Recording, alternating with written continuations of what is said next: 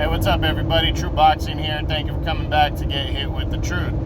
So today we want to discuss the Champions Report for the WBO. What I do in these Champions Reports is I discuss all the champions from 122 pounds all the way up to heavyweight, and just discuss what they got going on and what's coming up in the future. I just briefly run through it. Nothing too big. Usually goes about 10, 12, 15 minutes max, and we just discuss what's going on. So I'll make predictions. I'll give predictions for fights that are coming up in the next month. That's how we do this. I do these every couple months. I might start doing it every month, towards the end of the month, beginning of the new month, all that kind of stuff. But let's jump right into it. We start with the 122-pound Super Bantamweight Championship for the WBO, and that's currently held by the undefeated Stephen Fulton Jr. Now, we know for sure Stephen Fulton Jr. is going to be attempting to unify titles against undefeated WBC champion Brandon Figueroa, biggest fight of his career. That's taking place on Saturday, November 27th, and that's on Showtime. Right now, I'm favoring Stephen Fulton to win that fight, just in case I don't do another Champions Report at the beginning of November. But yeah, I'm favoring Stephen Fulton to win that fight. I think it's going to be a good one, though. I really do. Figueroa, the fight was supposed to take place September 17th, or 18th, I'm sorry, but Figueroa had to pull out of the fight because he got COVID. So now on November 27th, they're going to lock horns to unify belts, and it's a big, big fight for the 122-pound division. It's really going to put Figueroa or Stephen Fulton are going to be 1A, 1B with Marajan Akhmadaliev, who holds the other two titles in that weight class. So a huge fight right there. Okay, 126 featherweight. The champion there is Emmanuel Navarrete of Mexico. Navarrete is set to defend his title October 15th. That's a Friday on ESPN or ESPN Plus. That's against Joet Gonzalez, former world title challenger. Only one loss for Gonzalez to Shakur Stevenson a couple years back, which, hey, Shakur Stevenson's probably going to be your pound-for-pound number one fighter in the world in the next few years. So no shame in Joet Gonzalez losing to him, but Gonzalez is a very complete fighter. He's a very good fighter all around. He can box. He's a southpaw. Taking on Navarrete, who is a consummate grinder. He's a good boxer-puncher. He reminds me a lot of kind of a Juan Manuel Marquez kind of counter-puncher. Can hit and hit hard enough and brings the pain too. He can definitely mix it up. So it's going to be a good fight, but don't just automatically assume Navarrete is going to win that one. I got him winning a close decision as of right now, but I really think Joet Gonzalez is a live underdog, and by the next Champions Report, we could have a new WBO champion. So don't count him out. That fight's Friday, October 15th, my son's birthday, on ESPN or ESPN Plus. It should be good. Check it out. Okay, 130, super featherweight. The champion there, the reigning champion, is Jamel Herring, and he is set to defend his title against his mandatory challenger, undefeated former featherweight champion Shakur Stevenson. That's taking place Saturday, October 23rd on ESPN. That's a big fight right there. I'm really looking forward to that one. I really think it's a fight that Herring, if he pulls it off, that's the biggest of his career. It would be huge for him. But in all honesty, I don't think he stands a chance in this one. I think Shakur Stevenson's absolutely going to dominate him. I think it will go the distance, but I think Stevenson is going to win.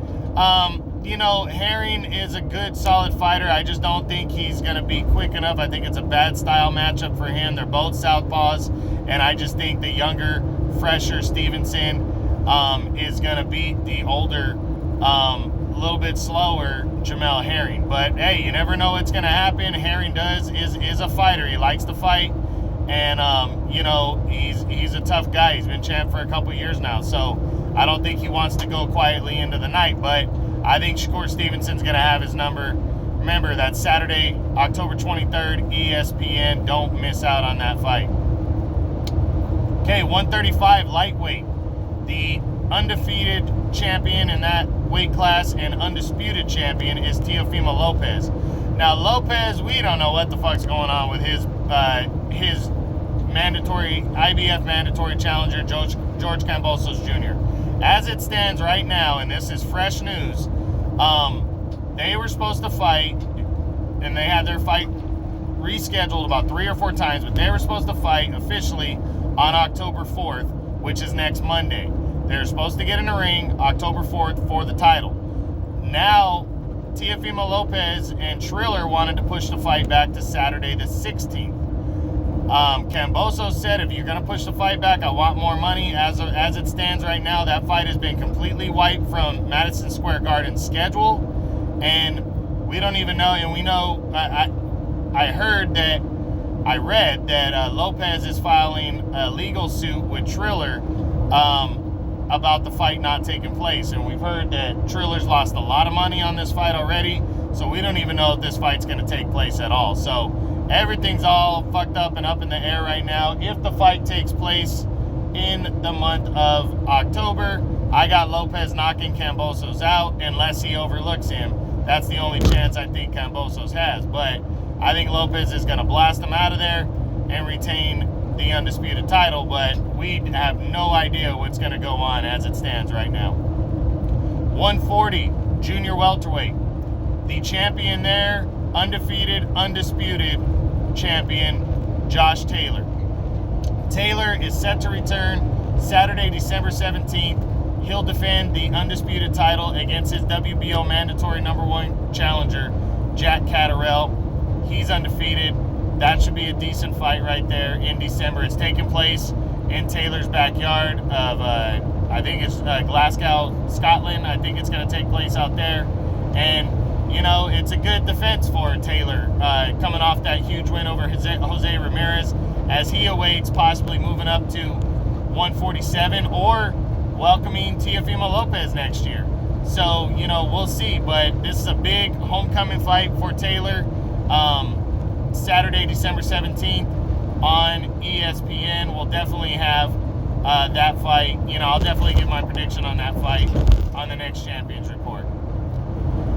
Okay, 147 welterweight. The undefeated champion there is Terrence Bud Crawford, the reigning champ since 2018. Now, Saturday, November 20th, he has the biggest fight of his career when he defends his title against #1 contender Shawn Porter, former 2-time world champion. That's going to be a really good fight for Crawford. I cannot wait to see that one. I really think this is going to be a test to show everybody how good Crawford really is, taking on the always tough Shawn Porter, probably the toughest guy at 147. The guy is fearless. He'll fight anybody, and he brings the fight every time. I think he's going to do it again. It's going to be a good one. Saturday, November 20th. I'm favoring Crawford to win that fight, but you never know. Porter is always a live underdog. 154 super welterweight. Champion there is the undefeated Brian Castaño. Castaño, coming off that controversial draw with Jermell Charlo for the undisputed title at 154. As it stands right now, he has a mandatory challenger in undefeated Australian Tim Tszyu. Tszyu is fighting in November, though. And then they're saying the fight could take place with Castaño by February. I think there's a chance, though, that the WBO would grant him an exception to rematch Charlo, but we got to figure out when that's going to happen. Now, their first fight took place back in July. Yeah, it was July. Charlo's never the kind of guy that rushes to a rematch or any kind of fight just 2-3 months later. Usually fights every 6 to 7 months. So I don't know if he's going to want to come back by December, but I think definitely maybe by January or February. And I think the WBO would grant the exception, but I think Charlo needs to figure out his other mandatories and what's going on with those, with the WBA belt, with the WBC belt, and the IBF belt. Because from my understanding, he has mandatories in every one of those. Well, we'll see what goes down. Hopefully we hear something soon, because I really want to see the rematch for the undisputed title between Castaño and Charlo. 160 middleweight. The undefeated champion there is Demetrius Andre. I heard a rumor a few days ago. I read that it's very likely that Andre is going to return November 20th on DAZN against Englishman Jason Quigley. Quigley beat Shane Mosley Jr. It's kind of a stay busy fight for Andre as he tries to land something bigger heading into next year. Eddie Hearn's going to try to keep him busy. Eddie Hearn's the one that released that saying November 20th, it's possible that he fights. So I think that's likely. Andre is the clear favorite going into that fight. He should win it if it takes place on November 20th. But that's what's going on with him. 168, super middleweight. The champion there is the unified pound-for-pound king, Canelo Alvarez. Alvarez is good to go Saturday, November 6th on Showtime pay-per-view when he battles for the undisputed middleweight champion, super middleweight championship of the world against undefeated IBF champion Caleb Plant. This is a big fight right here. Canelo's getting his biggest payday, taking on Plant. These guys have gotten into it at the press conference already, throwing blows. I heard a slight chance that because of the cut that Plant got on his cheek, that maybe the fight gets postponed, but that was well over a week ago, and I haven't heard anything since about that fight or about that cut and whether it's going to affect this fight taking place when it's supposed to. So we'll see what happens, but Canelo, good to go for Saturday, November 6th on Showtime pay-per-view. I can't wait to see it. Undisputed super middleweight title, and right now I have Canelo winning that fight for sure. But my breakdown's going to come out soon, and I'll let everybody know about that. 175, light heavyweight. Champion there is Joe Smith Jr. He was scheduled to fight Umar Salamov on October 30th, but Joe Smith got COVID. The fight's been postponed. I'm predicting that fight's probably going to take place in December now. It's not a lock, but I'm saying December, January at the latest, but I'm leaning towards December. We'll probably see Joe Smith and Salamov in the ring. Joe Smith is looking at this fight's a mandatory fight for him, and then he's looking at possibly Daniel Jacobs after that. So he's going to want to reschedule and get that going. That just happened about a week ago. I think they're trying to see his condition and see when he could get back in the ring. But I'm saying probably December. We should have that date finalized by the next Champions Report. 200 cruiserweight. The undefeated champion there is Lawrence Okolie. Okolie just fought last weekend on September 25th when he took on Prasevich and dominated that guy. I mean, he just stopped him in 2 or 3 rounds. Good performance in his first defense since knocking out Krzysztof Glowacki earlier this year. And he wants to unify belts now. This was a mandatory fight for him against Prasevich. He wanted to get it out of the way. He got out of the way. Now he wants to unify belts. He wants to take on Maris Bradis for the IBF belt. You got Macaboo, who's the WBC champion. He's got mandatories due, so not sure if that can happen. And he got Goulamirian for the WBA belt. He's going to be fighting this year. I think unifying belts is a smart idea if they can get it going. I think Goulamirian, the winner of Goulamirian and his mandatory, they'll have that settled by the end of the year, and that's a possibility. Macaboo was supposed to make 2 mandatory defenses. Not sure when he's coming back, but I'm sure he probably is going to make at least one of them before the end of the year. And then Maris Bradis is fighting before the end of the year. So we're going to see. I hope Okolie and Bradis can get together, but we're going to see what happens with that. And finally, heavyweight. The newly crowned unified champion is Alexander Yousick. He just defeated Anthony Joshua last weekend on September 25th by a solid 12-round unanimous decision. He is now the unified heavyweight champion of the world. That was a huge win for him, and now he's good to go for a rematch with Joshua. We don't know when that's going to take place. I'm pretty sure Joshua is going to cash in on the rematch right away, though. Eddie Hearn's already said likely February. I'm thinking February, March, 5-6 months in between fights. But I think Joshua is going to go, he's going to go after the rematch immediately. I'm interested in seeing if the WBA allows the rematch to happen without Yousick having to fight Trevor Bryan, who's the regular champ for the WBA right now. WBA is trying to shrink up all their belts together.